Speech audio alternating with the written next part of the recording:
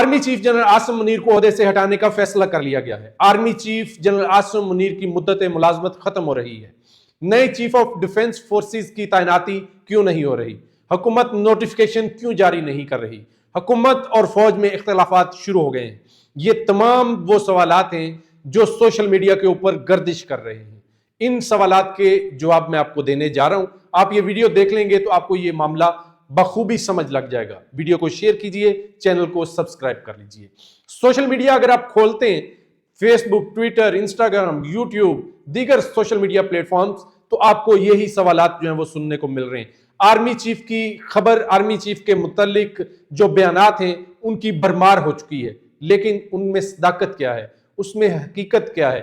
हकीकत कुछ और है, वो मैं आपके साथ शेयर करने जा रहा हूं। सबसे पहले बात कर लेते हैं, army chief general Asim Munir को 29 नवंबर 2022 को आर्मी चीफ बनाया गया था, उनको तैनात किया गया था। उसके बाद अब एक आईनी तरमीम हुई, तो उसमें ये उनकी मुद्दत मुलाजमत जो है पहले 3 साल थी, अब 5 साल कर दी गई थी।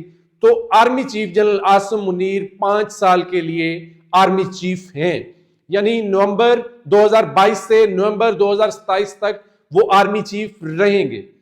सीडीएफ का नोटिफिकेशन हो या ना हो, चीफ ऑफ डिफेंस फोर्सेस का नोटिफिकेशन हो या ना हो, तो इस सवाल के गुब्बारे से हवा निकल जाती है कि आर्मी चीफ को ओहदे से हटाया जा रहा है, आर्मी चीफ की मुद्दत मुलाजमत खत्म हो रही है। ये फजूल सवालात हैं, इनके ऊपर आपने कान नहीं धरना। आर्मी चीफ हैं और वो 2027 तक रहेंगे। अब बात कर लेते हैं कि चीफ ऑफ डिफेंस फोर्सेस की जो नई सीट, आईनी सीट जो है वो क्रिएट की गई थी, तो उसके ऊपर तैनाती क्यों नहीं हो रही, उसका नोटिफिकेशन जारी क्यों नहीं हो रहा? तो इसके लिए भी आइन में तशरीह की जरूरत है। जो कानून को समझने वाले हैं वो 2 हिस्सों में बटे हुए हैं। एक जो ज्यादा जिसके ऊपर बात की जा रही है कि आइन में इसकी चूंकि तशरीह नहीं है, ये आइनी तरमीम के अंदर जो तरमीम की गई, इसमें वाज़ेह तौर पर जो है वो नहीं लिखा गया कि इस डेट को आर्मी जो चीफ ऑफ डिफेंस फोर्सेस हैं उनका नोटिफिकेशन जारी कर देना चाहिए। तो जब इसका वाज़ेह तौर पर नहीं लिखा गया, तो हुकूमत जब चाहे चीफ ऑफ डिफेंस फोर्सेस का नोटिफिकेशन जारी कर सकती है, यानी जनरल आसिम मुनीर को जब चाहे चीफ ऑफ डिफेंस फोर्सेस लगा सकती है। अगर हुकूमत आज ही उसका नोटिफिकेशन जारी कर देती है तो वो आर्मी चीफ का ओहदा खत्म हो जाएगा और 5 साल के लिए वो चीफ ऑफ डिफेंस फोर्सेस तैनात हो जाएंगे, यानी फौज उनकी कमान में दोबारा आ जाएगी 5 साल के लिए। इसके ऊपर मुख्तलिफ राय जो है वो गर्दिश कर रही है। बहुत सारे जो तज्जियाकार हैं वो ये बात कर रहे हैं कि हुकूमत इसको डिले करेगी। हुकूमत डिले इसलिए करेगी कि वो मजीद 5 साल के लिए चीफ ऑफ डिफेंस फोर्सेस तैनात कर सकें। यानी अगर आज नोटिफिकेशन होता है, 2026 को होता है या आज हो जाता है, तो 5 साल आज से शुरू हो जाएंगे। अगर चीफ ऑफ डिफेंस फोर्सेस का नोटिफिकेशन 29 नवंबर 2027 को जारी करती है हुकूमत, तो फिर वो मजीद 5 साल के लिए चीफ ऑफ डिफेंस फोर्सेस तैनात हो जाएंगे। लेकिन इतना ताखीर, मेरा नहीं ख्याल कि हुकूमत इतनी ताखीर करेगी। हुकूमत का मौक़िफ़ भी सामने आ चुका है और जो हुकूमती वुज़रा हैं वो ये कहते हैं कि जल्द जो मौजू वक्त आ जाएगा, हालात ठीक हो जाएंगे और कुछ तकनीकी मामलात हैं वो दुरुस्त सिमत में चले जाते हैं तो फौरी नोटिफिकेशन जारी हो जाएगा। या वज़ीर-ए-आज़म पाकिस्तान शहबाज शरीफ मुल्क से बाहर है, जैसे ही वो वापस आएंगे तो चीफ ऑफ डिफेंस फोर्सेस का नोटिफिकेशन जारी कर देंगे। तो इसके ऊपर तो बात ही करना नहीं बनती थी, जितना तूफान इस वक्त सोशल मीडिया के ऊपर आया हुआ है। सोशल मीडिया के ऊपर ऐसी गुफ्तगू हो रही है जनरल आसिम मुनीर को लेके, चीफ ऑफ डिफेंस फोर्सेस की तैनाती को लेके, उनके नोटिफिकेशन को लेके, बहुत सारी ऐसी बातें हो रही हैं जो समझ से बालातर हैं, जो जिनकी ना आइन में, ना कानून में, ना इखलाकियात में कोई गुंजाइश है। तो ये पॉलिटिकली इसके ऊपर जो है वो बात की जा रही है और खास तौर पर पाकिस्तान तहरीक इंसाफ के हलकों में इसके ऊपर बहुत ज्यादा बात हो रही है और पाकिस्तान मुस्लिम लीग नून और उनके इत्तेहादियों की जानिब से कहा जा रहा है कि थोड़ा सा सुकून करें, थोड़ा सा तहम्मुल रखें, सब्र रखें। बिल्कुल ये आईनी ओहदा अगर क्रिएट किया गया है, अगर पैदा किया गया है, तो इसके ऊपर तैनाती भी हो जाएगी।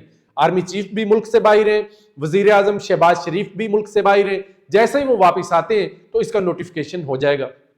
आपके पास कोई मालूमात है, कोई राय है, تو وہ آپ لازمی کمنٹ باکس میں شیئر کیجئے تاکہ یہ جو موضوع ہے یہ مزید الیبوریٹ ہو جائے، کھل کے واضح ہو جائے. جو تنقید کر رہے ہیں اس کے اوپر، اگر وہ جائز تنقید کر رہے ہیں تو اس حوالے سے بھی آپ لکھ دیجئے، اگر وہ ناجائز تنقید کر رہے ہیں تو اس حوالے سے بھی آپ لکھ سکتے ہیں. یہ اوپن ہے بالکل، اس میں کسی طرح کی کوئی جو ہے وہ پابندی نہیں ہے کہ کون کامنٹ کر کے بتا سکتا ہے کون نہیں، کیونکہ یہ ایک ایسا موضوع ہے، یہ ایک ایسے سپہ سالار کے متعلق بات کی جا رہی ہے جو آپ کو، آپ کے وطن کو، آپ کے ملک کو دشمنوں سے بچاتا ہے.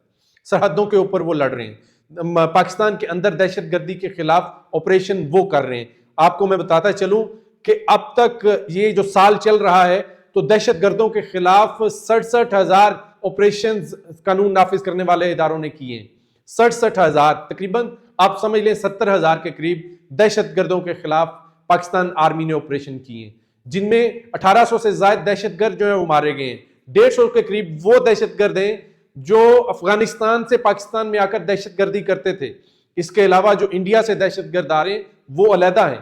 تو ایک اتنی بڑی فورس کے سپہ سالار کے متعلق اگر آپ ایسی باتیں کریں گے اور ایسی خبریں، افواہیں آپ پھیلائیں گے جو ان کے عہدے کو زیب نہیں دیتا، جو ان کے اوپر ان کی عزت اور اکرام پہ داغ ڈالتا ہے، تو یہ بالکل نہیں ہونا چاہیے.